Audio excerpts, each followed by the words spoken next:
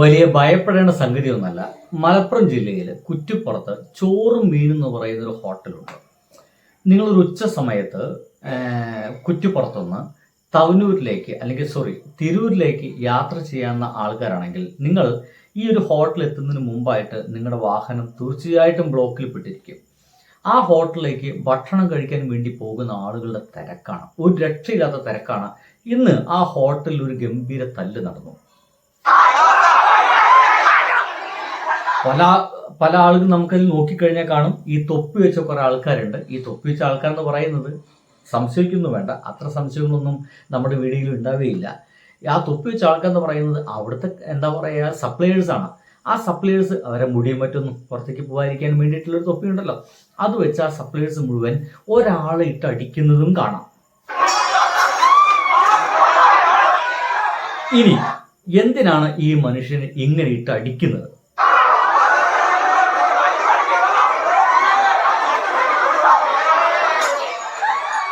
ഇയാൾ അടി കൊള്ളാൻ അർഹനാണോ? അടി ചോദിച്ചു വാങ്ങിയതാണോ? അതോ അവർ ഇങ്ങോട്ട് വെറുതെ അടിക്കുകയാണ്? പലവിധ സംശയങ്ങളും നിങ്ങൾക്ക് എല്ലാവർക്കും ഉണ്ടാവും. ഞാൻ ഇതുവരെയും പോകാത്തൊരു ഹോട്ടലാണ്, അതുകൊണ്ട് ആ ഒരു ഹോട്ടലിനെ കുറിച്ച് ആധികാരികമായിട്ട് ഒരു ഇൻഫർമേഷൻ ഒന്നും എനിക്ക് പറയാനില്ല. പക്ഷേ എൻ്റെ പല സുഹൃത്തുക്കളും പോയിട്ടുണ്ട്. പോയ സുഹൃത്തുക്കളൊക്കെ പറഞ്ഞത്, പൊന്നുമോനെ, ചോറും അവിടുത്തെ കറികളും കൂട്ടിങ്ങോട്ട് മുണ്ടാണ്ട് പോരെ, ഒരു മീൻ മേടിച്ചു കഴിഞ്ഞാൽ എൻ്റെ കുടുംബത്തിൻ്റെ ആധാരം അവിടെ കൊണ്ടുപോയി കൊടുക്കേണ്ടി വരും എന്ന് എന്നോട് പറഞ്ഞ പല ആൾക്കാരുണ്ട്. എന്തായാലും ഞാൻ അങ്ങോട്ട് ഇതിൽ പോയിട്ടില്ല, ഇനിയോട്ട് പോകാനും ഉദ്ദേശിക്കുന്നില്ല. ഞാൻ പലപ്പോഴും ഞാനൊരു ഹോട്ടൽ തിരഞ്ഞെടുക്കുക എന്ന് പറയുന്നത് ഒറ്റ ദിവസം കൊണ്ട് അവസാനിക്കുന്ന ഭക്ഷണം ഉണ്ടാക്കി വെച്ച ഹോട്ടലുണ്ടെങ്കിൽ അത്തരം ഹോട്ടലിൽ കയറുക എന്നുള്ള നമ്മുടെ രീതി. ചെറിയ ഹോട്ടലുകൾ, ഒരു പക്ഷേ ഒരു പ്രായം ചെന്ന് ഒരു അച്ഛനമ്മയും കൂടിയിട്ട് ഭക്ഷണം ഉണ്ടാക്കുകയാണെങ്കിൽ അവിടെ കയറുക. നമ്മുടെ വയറ് നശിപ്പിക്കാത്ത നല്ല ഭക്ഷണം അവിടെ കിട്ടും. ഈ അടുത്ത് പോലും വയനാട് ടൂറ് പോയിട്ട് അവിടുന്ന് പോലും അങ്ങനത്തെ ഒരു ഹോട്ടലിൽ തപ്പി പിടിച്ചിട്ടാണ് ഞാൻ ഭക്ഷണം കഴിക്കാൻ നോക്കിയത്. അല്ലാത്തുള്ള വലിയ ഹോട്ടലൊന്നും കയറുന്ന പരിപാടി നമുക്കില്ല. എന്ന് വെച്ച് കഴിഞ്ഞാൽ അവരവിടെ ഭക്ഷണം ഉണ്ടാക്കുക വെച്ചെങ്കിൽ അവർക്ക് കൂടി വേണ്ടിയുള്ള ഭക്ഷണമായിരിക്കും, അവർ കൂടി കഴിക്കുന്ന ഭക്ഷണമായിരിക്കും. അത് മാത്രമല്ല, വളരെ കുറച്ച് ഭക്ഷണം ഉണ്ടാക്കുള്ളൂ, അത് അന്ന് തന്നെ ചിലവാകുന്ന ഭക്ഷണമായിരിക്കും. അതിൽ കൂടുതൽ ഭക്ഷണം ഉണ്ടാക്കി വെക്കുന്ന ഏർപ്പാടൊന്നും ആ പാവങ്ങൾക്ക് ഉണ്ടാവില്ല എന്നുള്ളതുകൊണ്ട് അത് നല്ല പക്ക അടിപൊളി ഭക്ഷണമായിരിക്കും. കാരണം അവർക്ക് കൂടിയുള്ള ഭക്ഷണമാണല്ലോ, വിഷം ഉണ്ടാക്കി വെക്കില്ലല്ലോ, അതുകൊണ്ട് അങ്ങനെ കഴിക്കാറുള്ളൂ. എന്തായാലും ഇവിടുത്തെ വിഷയം എന്ന് വെച്ച് കഴിഞ്ഞാൽ സാധാരണ ചോറിനും കറിക്കൊന്നും വലിയ വിലയൊന്നുമില്ല, അതൊക്കെ സാധാരണ നോർമൽ റേറ്റ്. പക്ഷേ മീൻ വാങ്ങിച്ചു കഴിഞ്ഞാൽ ഭയങ്കര റേറ്റാണ് വാങ്ങിക്കുന്നത്. ഇങ്ങനെ പറയുമ്പോൾ പല ആൾക്കാരും പറയുക, എടാ നിങ്ങൾക്ക് പറ്റുന്ന വാങ്ങിച്ച പോരെ, നിങ്ങൾക്ക് തിന്നാൻ പറ്റണ മാത്രം വാങ്ങിച്ച പോരെ, ഇതിന്റെ വില ഒഴിക്കുക എന്നിട്ട് തിന്നുക എന്നുള്ളതാണ്. എന്നാൽ ഒരു വാർത്ത ഇതിനെക്കുറിച്ച് വന്നത് ഇങ്ങനെയാണ് കേട്ടോ. നമ്മളൊക്കെ പുറത്തുപോയി ഹോട്ടലിൽ നിന്നും ഭക്ഷണം കഴിക്കാൻ ഇഷ്ടപ്പെടുന്നവരാണല്ലേ. എല്ലാ ഹോട്ടലുകളിലും ആഹാരത്തിന്റെ വിലവിവര പട്ടിക എഴുതി വെക്കണമെന്നാണ് നിയമം. എന്നാൽ പലയിടത്തും ഭക്ഷണം കഴിച്ചു കഴിഞ്ഞ ശേഷം ബില്ല് കിട്ടുമ്പോഴാണ് വില അറിയുന്നത്. മലപ്പുറം കുറ്റിപ്പുറത്തെ പ്രശസ്തമായ ചോറും മീനും റെസ്റ്റോറന്റിൽ ഇങ്ങനെ വിലവിവരം ഒന്നും എഴുതി വെച്ചിട്ടില്ല. ഇതേ തുടർന്ന് അവിടെ ഉണ്ടായ വൻ സംഘർഷത്തെ കുറിച്ചാണ് പറഞ്ഞു വരുന്നത്. മീൻ വിളമ്പുമ്പോൾ 200 രൂപ എന്ന് പറഞ്ഞതിന് ഭക്ഷണം കഴിച്ചു കഴിഞ്ഞപ്പോൾ ബില്ലിൽ 300 രൂപ ഈടാക്കിയതാണ് കൂട്ടിയടിക്ക് കാരണമായത്. കഴിക്കുന്ന സമയത്ത് 200 രൂപ പറഞ്ഞ മീന് ബില്ല് കൊടുക്കുന്ന സമയത്ത് 300 രൂപയാണെന്ന്.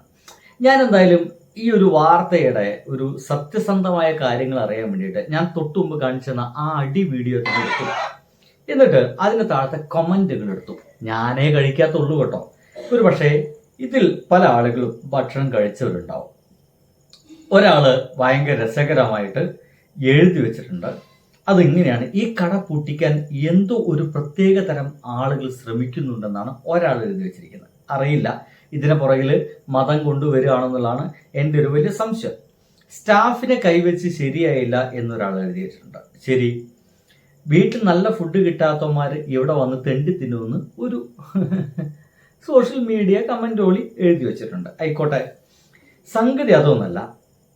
ഇവിടുത്തെ ഒരു സംഗതി ഒരാൾ എഴുതി വെച്ചിരിക്കുന്നത്, ഇവിടെ നിന്നും ഭക്ഷണം കഴിച്ച് മീനെടുത്ത് വില കേട്ടപ്പോൾ ഞെട്ടിയവർ ലൈക്ക് അടിക്കുക എന്നുള്ളതാണ്.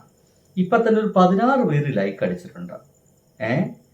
ഇനി അതിൻ്റെ താഴത്ത് ആ പുള്ളിക്ക് കൂട്ടുകാരാരുമില്ലേ, അങ്ങോട്ട് തിരിച്ചു കൊടുക്കടാ എന്ന് എഴുതി വെച്ച ചില ആൾക്കാരുണ്ട്.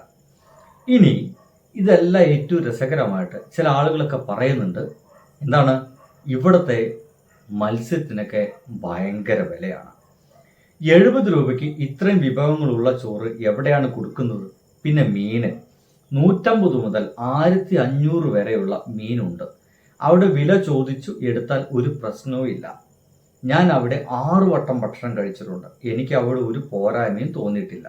ഇതൊക്കെ വെറുതെ പ്രശ്നമുണ്ടാക്കാൻ വരുന്നവരാണെന്നാണ്. ശരിയാണ് അല്ലേ?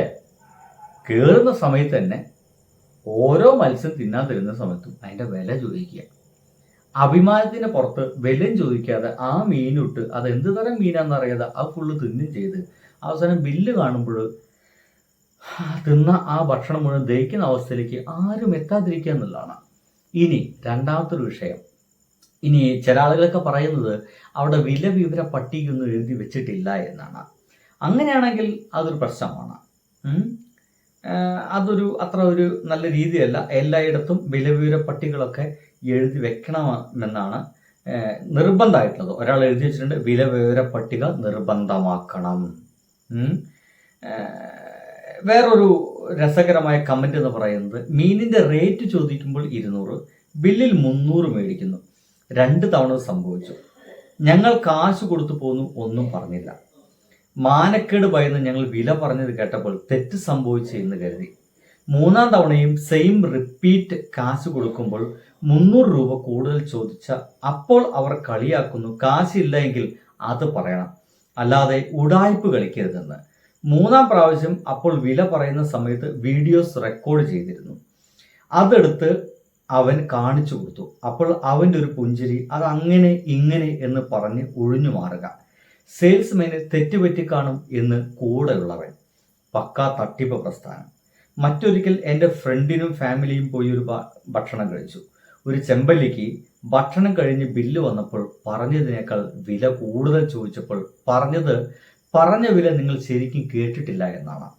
കൂടെ ഫാമിലി ഉണ്ടായതുകൊണ്ട് മാത്രം അദ്ദേഹം ഒരക്ഷരം മിണ്ടാതെ ബില്ല് പേ ചെയ്തു എന്ന് പറയുന്നു. ഇതിൽ വന്നൊരു കമൻ്റാണ്.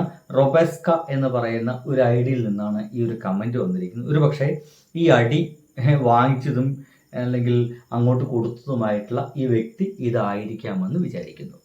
ഇതാണെങ്കിൽ ഇതിൻ്റെ അടിയിൽ വന്നൊക്കെ കമൻ്റ് അടിക്കുക, നിങ്ങളുടെ അനുഭവം എന്താണെന്നുള്ളത്. എന്തൊക്കെയായാലും ചില ആളുകൾ പറയുന്നുണ്ട് ഇതൊരു പ്രത്യേകതരം ഹോട്ടലാണ്. പ്രത്യേകതരം ആളുകളൊക്കെ വന്നിട്ട് ഈ പ്രത്യേകതരം ഹോട്ടലിനെ തകർക്കാൻ വേണ്ടി ശ്രമിക്കുകയാണ്. അതായത് ഒന്നെങ്കിൽ ഹിന്ദുവിൻ്റെ ഹോട്ടലായിരിക്കാം മുസ്ലിം തകർക്കാൻ നോക്കുന്നു, അല്ലെങ്കിൽ മുസ്ലിമിൻ്റെ ഹോട്ടലായിരിക്കും ഹിന്ദു തകർക്കാൻ ശ്രമിക്കുന്നു എന്ന കമൻറ്റുകൾ കൂടി ഇതിനടിയിലൊക്കെ കാണുന്നുണ്ട്.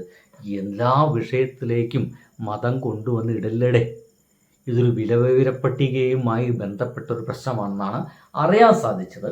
എന്തായാലും കൃത്യമായിട്ട് അറിയുന്ന ആരെങ്കിലൊക്കെ ഉണ്ടെങ്കിൽ ഒന്ന് കമൻ്റ് അടിച്ചാൽ നന്നായിരുന്നു. ഇനി അതുമായി ആ തല്ലുമായി ബന്ധപ്പെട്ട ആൾക്കാരുണ്ടെങ്കിൽ ഒന്ന് കമൻ്റ് അടിക്കുന്നേ. കാര്യങ്ങളൊക്കെ യാഥാർത്ഥ്യമായിട്ട് ആളുകൾക്ക് മനസ്സിലാവട്ടെ. അപ്പോൾ ബൈ.